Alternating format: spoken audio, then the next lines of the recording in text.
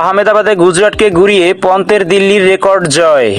Point তালিকার 6 ও 9 নম্বর দলের মধ্যে পার্থক্য ছিল শুধু একটি জয়। লড়াইটা হওয়ার কথা ছিল হাড্ডাহাড্ডি, তবে 9 নম্বর দলের দিল্লি ক্যাপিটালসের কাছে ঘরের মাঠে রীতিমতো অসহায় আত্মসমর্পণই করল গত দুবারের ফাইনাল খেলা গুজরাট টাইটান্স। আহমেদাবাদে মৌসুমের সর্বনিম্ন 89 রানে গুজরাটকে গুটিয়ে দেওয়ার পর দিল্লি জিতেছে 6 উইকেটে। এ মৌসুমে এর আগে সর্বোচ্চ 27 বল বাকি রেখে জিতেছিল মুম্বাই ও রাজস্থান। দিল্লির জয় সেখানে এসেছে 67 বল বাকি থাকতে। এর আগে কোনো মৌসুমে এত বল হাতে রেখে জেতেনি দিল্লি। গুজরাটও হারেনি এভাবে। এ হারের পর সাথে নেমে গেছে গুজরাট। দিল্লি উঠে এসেছে 6 নম্বরে। টসে হেরে ব্যাটিংয়ে নেমেছিল গুজরাট।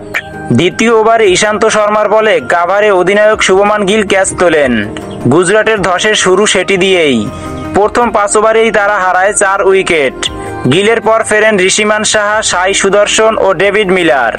শুরুর সে ধসের চাপ আর সামাল দিতে পারেনি তারা। 8-এ নামা রশিদ খানের 24 বলে 31 রানের ইনিংসই গুজরাটের সর্বোচ্চ। 133.33-এর ওপর স্ট্রাইক রেটে ব্যাটিং করতে পারেননি কেউই। ইনিংসে গুজরাটের একমাত্র ছক্কাটি মেরেছেন রশিদই। তার ইনিংসের সময় অন্তত 100 পেরোবে গুজরাট, মনে হচ্ছিল এমনই। মুকেশ কুমারের বলে রশিদ আউট হয়, সেটি আর হয়নি। 17.3 ওভারে গুটিয়ে যায় গুজরাট। আইপিএলে তৃতীয় মৌসুমে খেলা দলটির এখন এটি সর্বনিম্ন স্কোর। আগের সর্বনিম্ন ছিল 9 উইকেটে 125 রান। আগের ম্যাচে চোট পাওয়ায় খেলতে পারেননি ওপেনার ডেভিড ওয়ার্নার, কিন্তু তার অভাব আসলেই টের পায়নি দিল্লি। দ্বিতীয়বারেই থামেন জেক ফ্রেজার ম্যাকগার্ক, কিন্তু এর আগেই করেন 10 বলে 20 রান। গুজরাটের হয়ে অভিষিক্ত সন্দীপ ওয়ারিয়ার আউট করেন দিল্লির 2 ওপেনারকে। সেটি হয়ে থেকেছে সান্ত্বনা হিসেবেই। পাওয়ার প্লেতে গুজরাটের মতো দিল্লিও হারায় 4 উইকেট, কিন্তু তার আগেই তারা তুলে ফেলেছে 67 রান। অধিনায়ক ঋষভ পন্তের 11 বলে 16 রানের অপরাজিত ইনিংসে দাপুটে জয় পেতে আর কোনো ঝামেলা হয়নি দিল্লির।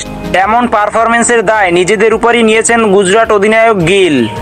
তিনি বলেছেন, আমাদের ব্যাটিং খুবই গড়পড়তা ছিল। এ ম্যাচকে পেছনে ফেলে দ্রুতই এগিয়ে যেতে হবে। উইকেট ঠিকঠাকই ছিল। যদি আমাদের আউটের ধরন দেখেন, আমার সাহা ও সাইয়ের পিচের সঙ্গে কোনো সম্পর্কই ছিল না।